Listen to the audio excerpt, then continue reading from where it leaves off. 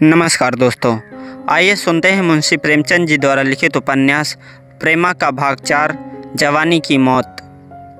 समय हवा की तरह उड़ता चला जाता है। 1 महीना गुजर गया, जाड़ा चला गया और गर्मी की शुरुआत हुई। इस बीच में अमृत राय ने 2-3 जलसे किए और यद्यपि सभासद 10 से ज़्यादा कभी न हुए, मगर उन्होंने हिम्मत न छोड़ी।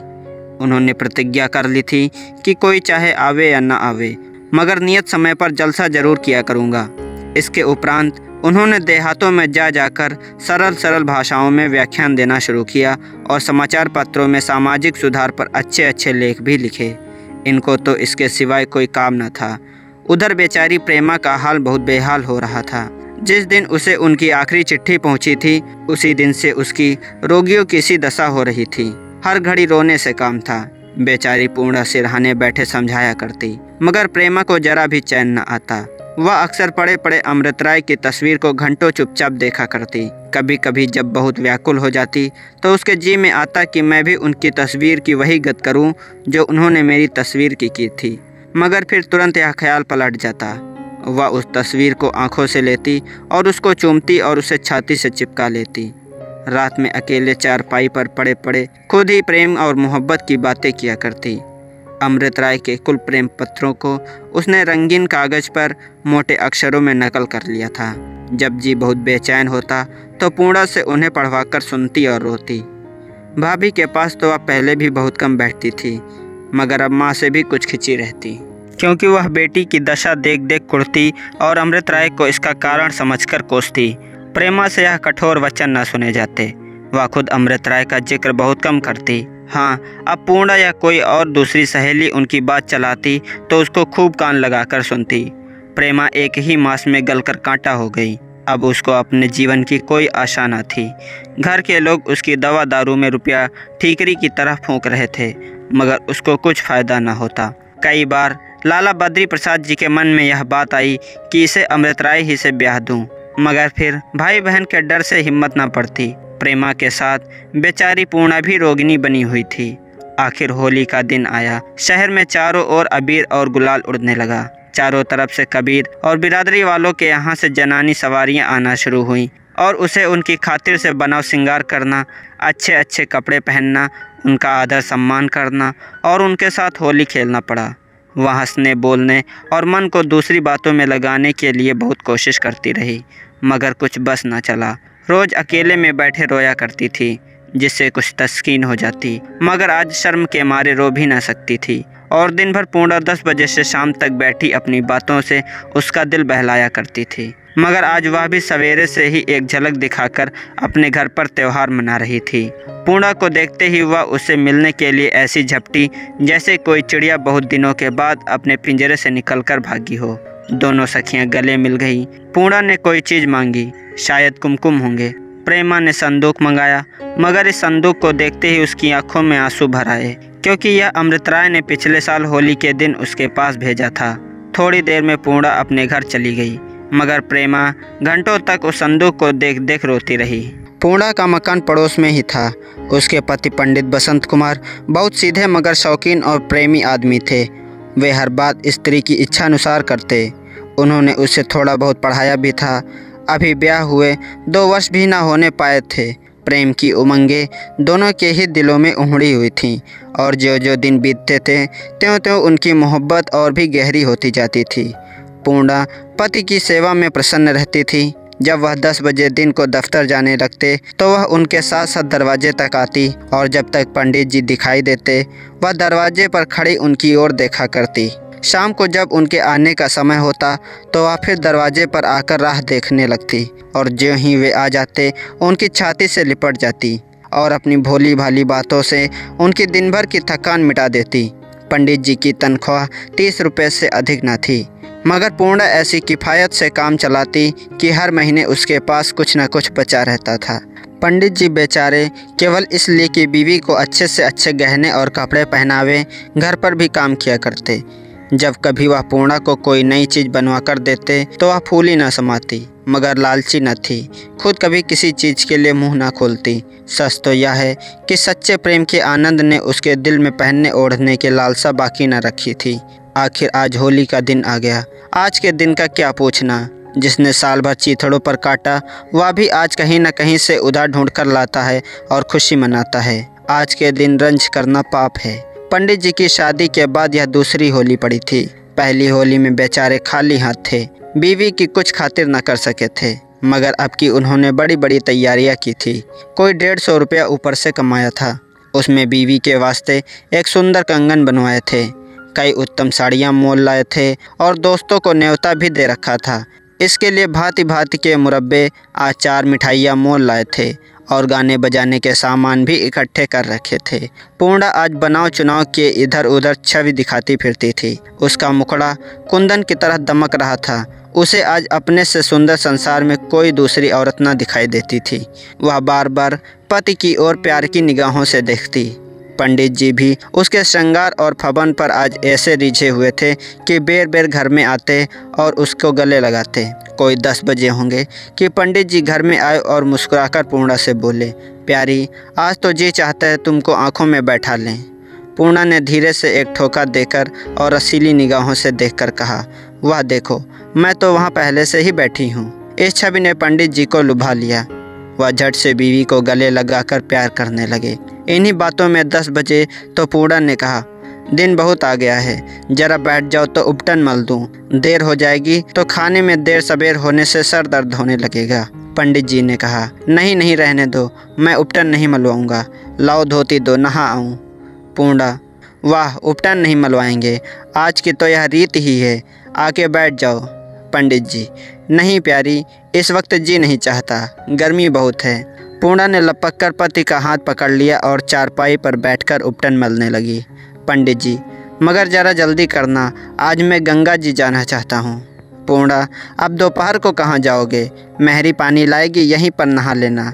पंडित जी, नहीं प्यारी, आज गंगा में बड़ी बहार रहेगी। पूर्णा, अच्छा तो ज़रा जल्दी लौट आना, यह नहीं कि इधर उधर तैरने लगे। नहाते वक्त तुम बहुत दूर तक तैर जाया करते हो। थोड़ी देर में पंडित जी उपटन मलवा चुके और एक रेशमी धोती, साबुन, तौलिया और एक कमंडल हाथ में लेकर नहाने चले। उनका कायदा था कि घाट से जरा अलग नहाया करते थे।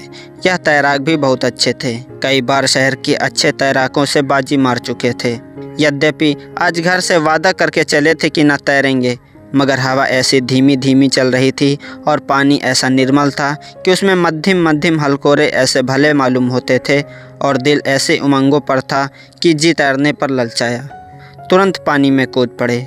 उनको बीच धारा में कोई लाल चीज़ें बहती दिखाई दी। गौर से देखा तो कमल के फूल मालूम हुए।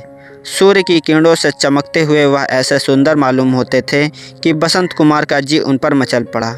सोचा, अगर ये मिल जाएं तो प्यारी पूर्णा के कानों के लिए झुमके बनाऊं। वे मोटे ताजे आदमी थे। बीच धारे तक तैर जाना उनके लिए कोई बड़ी बात न थी। उनको पूरा विश्वास था कि मैं फूल ला सकता हूँ। जवानी दीवानी होती है। यह ना सोचा था कि ज्यों ज्यों मैं आगे बढ़ूँगा त्यों त्यों फूल भी बढ़ेंगे। उनकी तरफ चले और कोई 15 मिनट में बीच धार में पहुँच गए, मगर वहाँ जाकर देखा तो फूल इतना ही दूर और आगे थे। अब कुछ कुछ थकान मालूम होने लगी थी, मगर बीच में कोई रेत ऐसा न था जिस पर बैठकर दम लेते। आगे बढ़ते ही गए, कभी हाथों से जोर मारते, कभी पैरों से जोर लगाते। फूलों तक पहुँचे, मगर उस वक्त तक हाथ पांव दोनों बोझल हो गए थे। यहाँ तक कि फूलों को लेने के लिए जब हाथ लपकाना चाहा तो उठ न सका। आखिर उनको दांतों में दबाया और लौटे, मगर जब वहाँ से उन्होंने किनारों की तरफ देखा तो ऐसा मालूम हुआ मानो हजारों कोस की मंजिल है।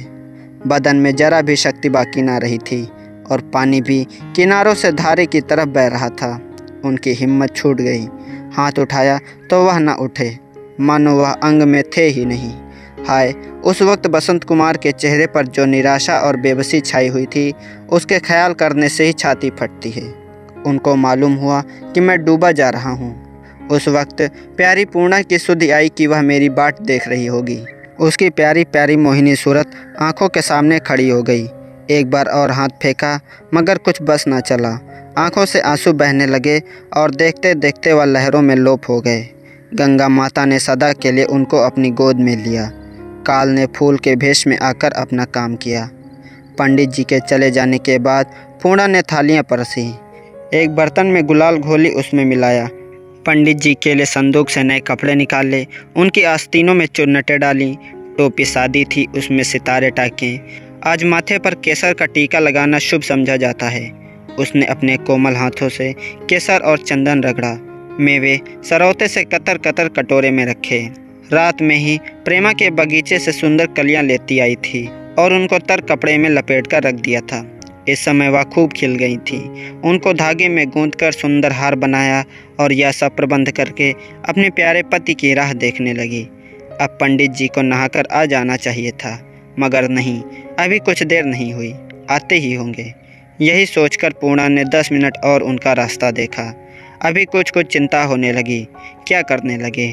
धूप कड़ी हो रही है, लौटने पर नहाया बेनहाया एक हो जाएगा। कदाचित यार दोस्तों से बातें करने लगे हों। नहीं, मैं उनको खूब जानती हूँ। नदी नहाने जाते हैं तो तैरने की सोचती है, आज भी तैर रहे होंगे। यह सोचकर उसने आधा घंटा और राह देखी, मगर जब वह अब भी न आए तब तो वह बेचैन होने लगी। महारी से कहा, बिल्लो जरा लपक के तो देखो क्या करने लगे। बिल्लो बहुत अच्छे स्वभाव की बुढ़िया थी। इसी घर की चाकरी करते करते उसके बाल पक गए थे।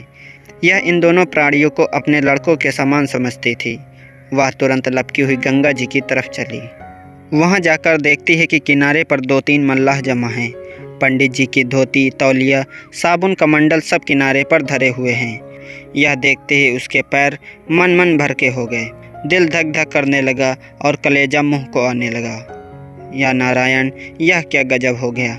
बदहवास घबराई हुई नज़दीक पहुंची तो एक मल्लाह ने कहा, काहे बिल्लो, तुम्हारे पंडित नहाए आए रहें? बिल्लो क्या जवाब देती, उसका गला रुंध गया। आंखों से आंसू बहने लगे, सर पीटने लगी। मल्लाहों ने समझाया कि अब रोए पीटे क्या होता है, उनकी चीज़ वस्तु लो और घर को जाओ। बेचारे बड़े भले आदमी थे। बिल्लो ने पंडित जी की चीज़ें ली और रोते पीटते घर की तरफ चली।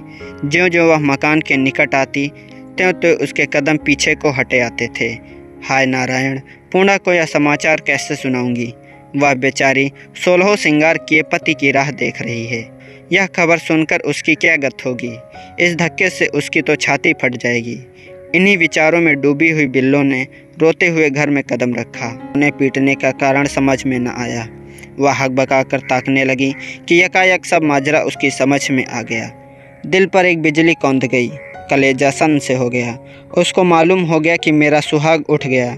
जिसने मेरी बाँह पकड़ी थी उससे सदा के लिए बिछड़ गई। उसके मुंह से केवल इतना निकला, हाय नारायण, और वह पछाड़ खाकर धम से ज़मीन पर गिर पड़ी। बिल्लो ने उसको संभाला और पंखा झलने लगी। थोड़ी देर में पास पड़ोस की सैकड़ों औरतें जमा हो गईं। बाहर भी बहुत आदमी एकत्र हो गए। राय हुई कि जाल डलवाया जाए। बाबू कमला प्रसाद भी आए थे। उन्होंने पुलिस को खबर की। प्रेमा को ज्यों ही इस आपत्ति की खबर मिली, उसके पैरों तले ज़मीन खिसक गई। चटपट घबराई हुई कोठे से उतरी और गिरती पड़ती पूर्णा के घर की तरफ चली। माँ ने बहुत रोका, मगर कौन सुनता है। जिस वक्त वह वहाँ पहुँची, चारों ओर रोना धोना हो रहा था। घर में ऐसा कोई न था जिसकी आंखों से आंसू की धारा ना बह रही हो। अभागिनी पूर्णा का विलाप सुनकर लोगों के कलेजे मुंह को आए जाते थे। हाय पूर्णा पर जो पहाड़ टूट पड़ा, वह 7वें बैरी पर भी न टूटे। अभी 1 घंटा पहले वह अपने को संसार की सबसे भाग्यवान औरतों में समझती थी, मगर देखते ही देखते क्या से क्या हो गया। अब उसका सा अभागा कौन होगा। बेचारी समझाने बुझाने से जरा चुप हो जाती, मगर ज्यों ही पति की किसी बात की सुध आती त्यों ही फिर दिल उमड़ आता और नैनों से नीर की झड़ी लग जाती। चित्त व्याकुल हो जाता और रोम रोम से पसीना बहने लगता। हाय, क्या 1-2 बात याद करने की थी। उसने 2 वर्ष तक अपने प्रेम का आनंद लूटा था। उसकी एक एक बात, उसका हंसना, उसका प्यार की निगाहों से देखना उसको याद आता था। आज उसने चलते चलते कहा था, प्यारी पूर्णा, जी चाहता है तुझे आँखों में बिठा लूँ। अफसोस है, अब कौन प्यार करेगा। अब किसकी पुतलियों में बैठूंगी, कौन कलेजे में बैठाएगा। उस रेशमी धोती और तौलिया पर दृष्टि पड़ी तो जोर से चीख उठी और दोनों हाथों से छाती पीटने लगी। प्रेमा को देखा तो झपट कर उठी और उसके गले से लिपट कर ऐसी फूट फूट कर रोई कि भीतर तो भीतर, बाहर मुंशी बद्री प्रसाद, बाबू कमला प्रसाद और दूसरे लोग आंखों पर रूमाल दिए बेअख्तियार रो रहे थे। बेचारी प्रेमा के लिए महीनों से खाना पीना दुर्लभ हो रहा था। विरह नल में जलते जलते वह ऐसी दुर्बल हो गई थी कि उसके मुंह से रोने की आवाज़ तक न निकलती थी। हिचकियाँ बंधी हुई थी और आंखों से मोती के दाने टपक रहे थे।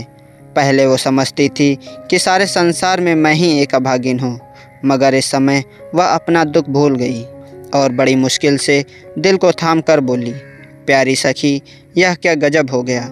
प्यारी सखी ने इसके जवाब में अपना माथा ठोका और आसमान की ओर देखा, मगर मुंह से कुछ न बोल सकी। इस दुखियारी अबला का दुख बहुत ही करुणा योग्य है। उसकी ज़िंदगी को बेड़ा लगाने वाला कोई न था। उसके मायके में सिर्फ एक बूढ़े बाप से नाता था और वह बेचारा भी आजकल का मेहमान हो रहा था। ससुराल में जिससे अपनापन था वह परलोक सिधारा। न सास न ससुर, न अपने न पराए, कोई चुल्लू भर पानी देने वाला दिखाई न देता था। घर में इतनी जथाजुक्ति भी न थी कि साल 2 साल के गुजारे भर को हो जाती। बेचारे पंडित जी को अभी नौकरी करते कितने दिन ही हुए थे कि रुपए जमा कर लेते। जो कमाया वह खाया। पूर्णा को अभी वह बातें नहीं सूझी थी।